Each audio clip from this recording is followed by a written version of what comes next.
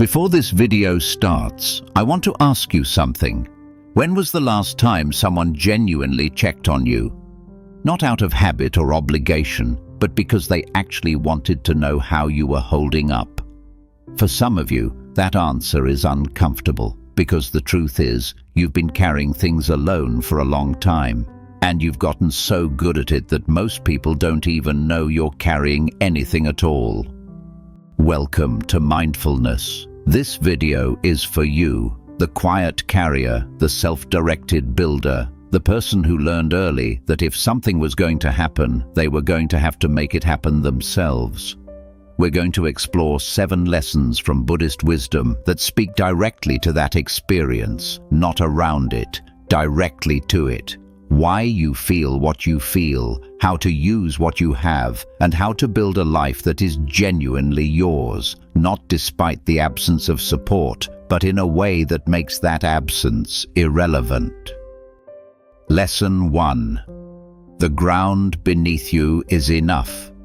There's a belief most unsupported people carry quietly, almost like a wound they don't mention. The belief that because no one is standing beside them, they must be standing on nothing. That without someone to validate their path, to confirm they're going the right way, the ground itself becomes uncertain.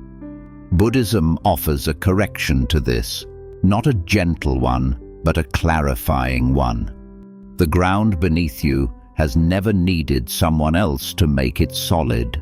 In the oldest Buddhist teachings, there is a concept that doesn't translate perfectly into English, but gets described as inner refuge. It's the understanding that before you look for shelter in another person, in approval, in someone's belief in you, there is already a place of stillness inside you that nothing external gave you and nothing external can take away. Most people have never been taught to find it because they were always handed something else instead. A teacher who encouraged them, a parent who reassured them, a friend who reminded them of their worth. When those things are absent, you're not broken. You've simply been given the rarer invitation to find the ground yourself. Here's what that looks like practically. When the doubt comes, and it will come, the Buddhist instruction isn't to fight it or replace it with manufactured confidence. It's to notice it the way you'd notice weather, something passing through. Not a verdict, not proof that you're failing, just a condition of the moment. The monk who sits alone in early morning doesn't wait for someone to confirm that the sun will rise. He simply sits. He trusts the process not because someone told him to, but because he has experienced again and again that stillness holds. You have had moments like that too, moments where you acted and it worked, where you kept going and something shifted, where the ground held. Those moments are yours. No one gave them to you, and that means no one can take them either. The support you think you're missing was never the source. You were. When you stop waiting for someone to hand you certainty and start returning to what you already know to be true, something changes. You stop feeling like you're surviving the absence of support. You start realizing that your footing was always there. Quiet, yes. Unmarked, yes. But solid, in a way, borrowed confidence never is. That is your first foundation. Return to it often. Lesson 2. Solitude is not abandonment. It's instruction. There's a difference between being alone and being abandoned, and Buddhism makes that distinction with unusual precision. Most people who grew up without consistent support blur the two together. Loneliness starts to feel like evidence of something being wrong with them. Silence starts to feel like punishment. And so they either chase noise to fill it, or they collapse under it. Neither brings relief. What the tradition teaches instead is this: solitude, when you stop fighting it, becomes the most honest teacher you will ever have. Not because suffering is noble, but because when there is no one else speaking, you finally hear yourself. Think about how much of your mental energy goes into managing other people's perceptions of you. Performing capability, performing calm, adjusting who you are based on who's watching. When you have no audience, that performance stops. And what's left is the actual texture of your mind. What you really think, what you really fear, what you really want. That rawness is uncomfortable at first. It's supposed to be. But it's also the beginning of something the Buddhist tradition considers essential: self-knowledge that isn't shaped by anyone else's reflection. There was a period in the history of Buddhist practice when monks deliberately withdrew from community for months at a time.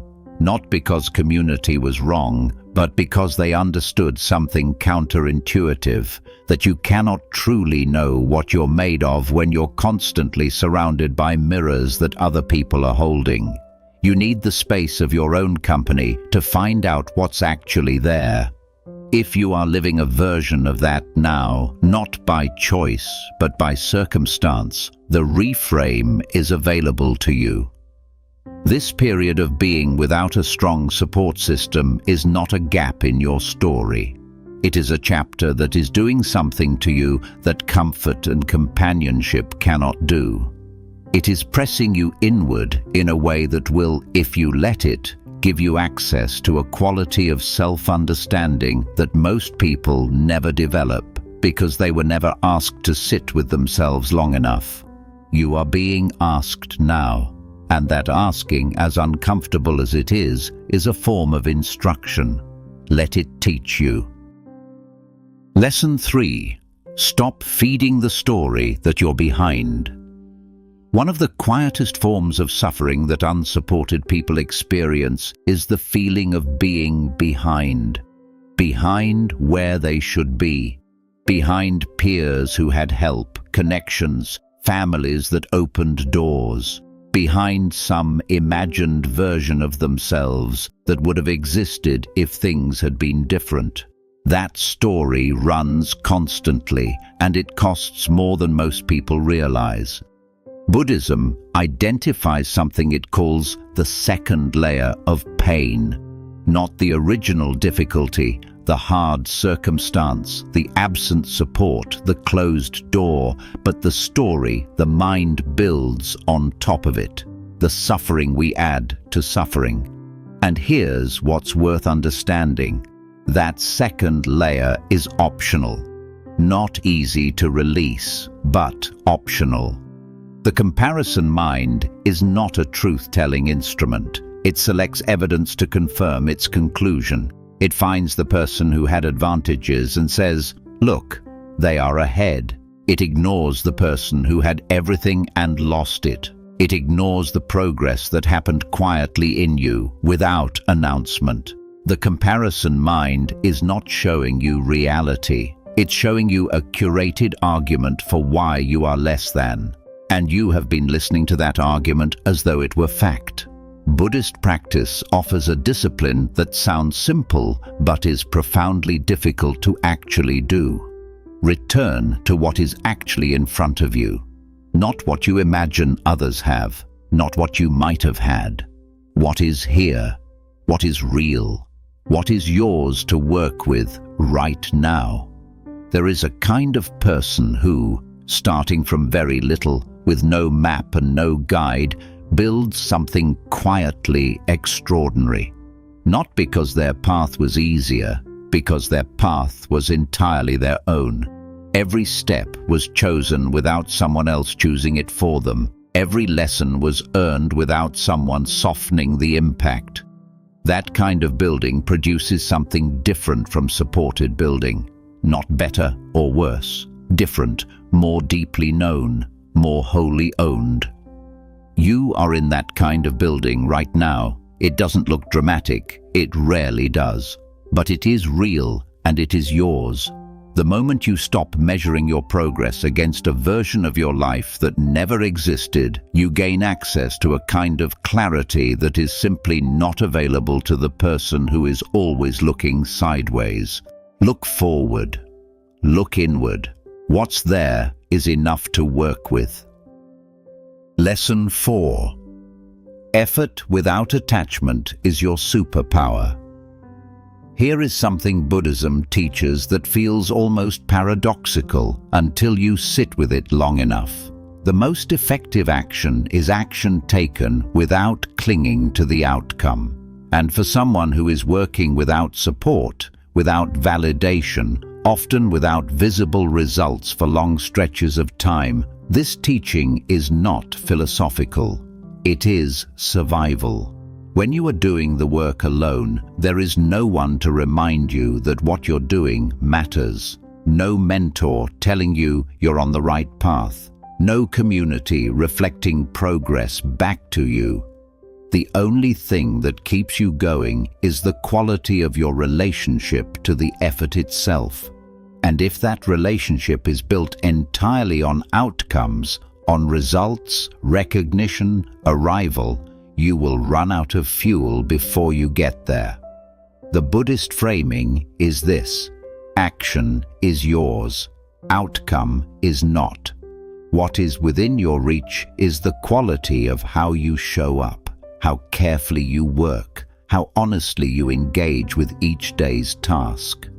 What is outside your reach is how quickly it pays off, whether anyone notices, whether the return matches the investment on your preferred timeline. This is not passivity. Let's be clear about that.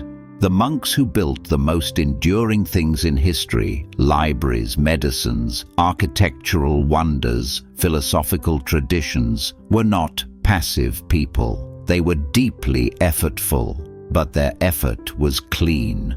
It wasn't constantly infected by the anxiety of whether the effort was being seen, appreciated, or rewarded quickly enough. They worked because the work mattered, and then they released it. For you, practically, this might look like deciding to do something today at full quality, even though no one will see it, even though it won't be rewarded this week, even though you cannot be sure it's leading where you hope.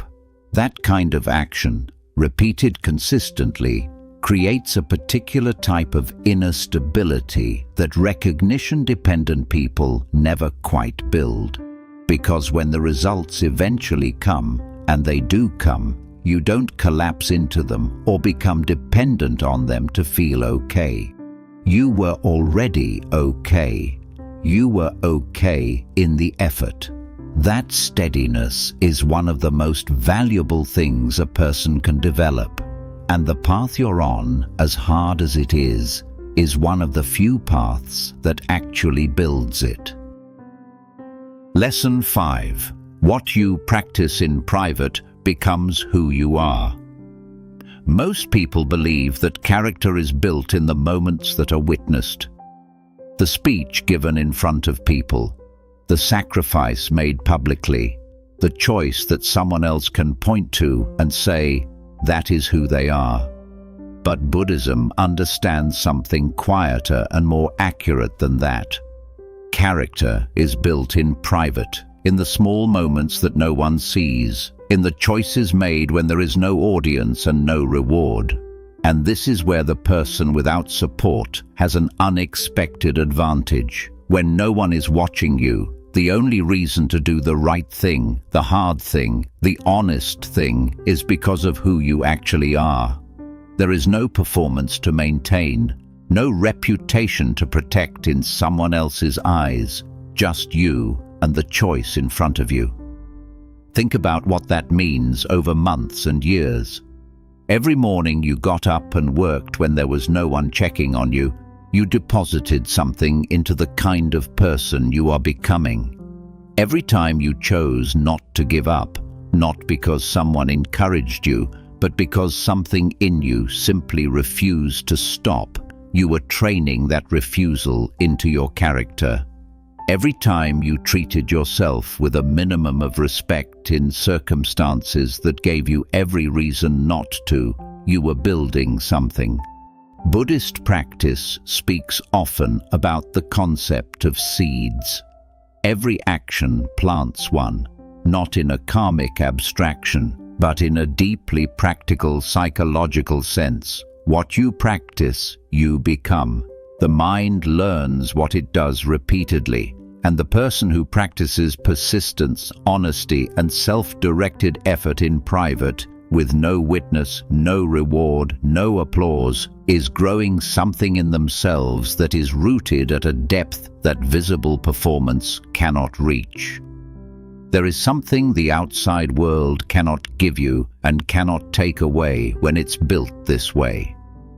When you eventually step into rooms where people can see you, where opportunities open, where your efforts begin to compound, and they will, what you bring with you is a character that was forged without anyone's permission. That kind of person doesn't need the room to affirm them. They already know what they're made of, because they built it in silence.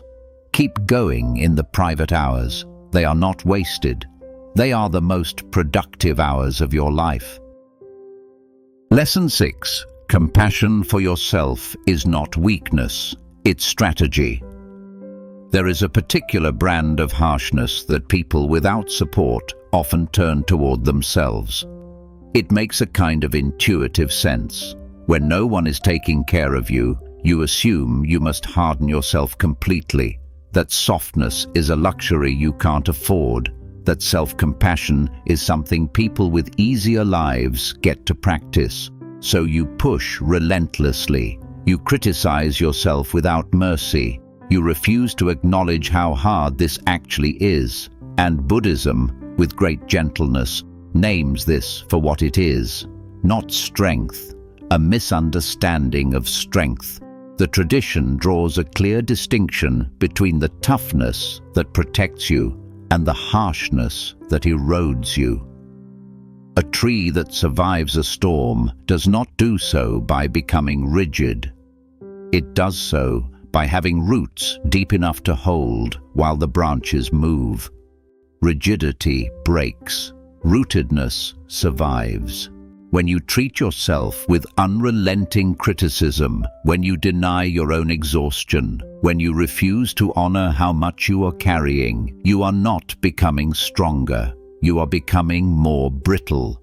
Self-compassion in the Buddhist sense is not self-pity. It is not the voice that says, "Poor you, give up. It's too hard." It is something much more functional than that. It is the ability to look at yourself clearly, to see the difficulty accurately, to acknowledge the effort accurately, and to respond to yourself with the same basic care you would give to anyone else you respected who was going through something hard. Here is a practical version of this. At the end of a day where you feel like you didn't do enough, like you fell short, like the gap between where you are and where you want to be is still enormous, pause before the self-attack begins. Ask yourself, if someone I deeply respected was living exactly my life, carrying exactly what I'm carrying, doing exactly what I'm doing with the resources I have, would I call that failure? Would I tell them they aren't trying hard enough? Most people, when they ask that question honestly, find that the standard they apply to themselves is one they would never apply to anyone else. That asymmetry is the wound. Closing it is not weakness. It's the foundational act of someone who intends to last. Compassion keeps you in the game long enough to win it. Lesson 7. You don't need anyone's permission to become who you are. This last lesson is the one that quietly underpins all the others. And it is perhaps the most important thing Buddhist wisdom offers to the person who is doing this without support. You are not waiting for someone to discover you. You are not a story that needs a witness to be real. You do not require anyone's blessing to begin becoming the person you have decided to become. This sounds obvious. It rarely feels obvious when you're living it. There is a particular kind of waiting that people without support fall into without realizing it. A waiting for conditions to be right, for someone to believe in them first, for a sign that they are allowed to take up more space, to try harder, to want bigger things. That waiting is understandable. It comes from years of looking outward for what should have come from within. But it is also the thing that, if left unexamined, can swallow years. Buddhism speaks about the idea of original completeness. Not that you have already achieved everything, but that the nature of who you are, the core of your awareness and your potential, is not a project that someone else began and left unfinished. It was never unfinished. It was never handed to you incomplete by the people who didn't show up. You arrived whole, and every experience since then, including the hard ones, especially the hard ones, has been building on that wholeness, not replacing it. The person you are becoming right now is not a consolation version of who you would have been with more support. They are something different and entirely their own, shaped by a path that asked more of you, formed by the specific pressure of having to locate resources inside yourself that other people found on the outside. That is not a smaller story. That is one of the more demanding versions of a human life, and the people who walk it and don't collapse under it carry something in them afterward that is genuinely rare. So here is what I want to leave you with, not as inspiration, but as instruction. Stop asking whether you deserve to keep going. You do. Stop asking whether your effort counts if no one sees it. It does. Stop measuring the legitimacy of your path by whether someone has validated it. Your path is legitimate because you are on it and you have decided it matters. The world will eventually see what you've been building in the quiet. But you don't need to wait for that, because somewhere in you, underneath the doubt and the exhaustion and the loneliness of doing this alone, you already know. You already know that you haven't stopped. You already know that what you're building is real.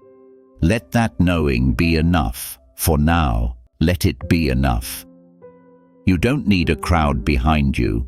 You never did. What you need is what you're already developing, the ability to return to yourself when everything outside goes quiet. These 7 lessons aren't a shortcut. They're a direction, and the direction is inward, always inward, where the steadiness lives that no circumstance could ever give you and no circumstance can take away. Keep going, quietly, consistently, with your whole self. That is enough. That has always been enough.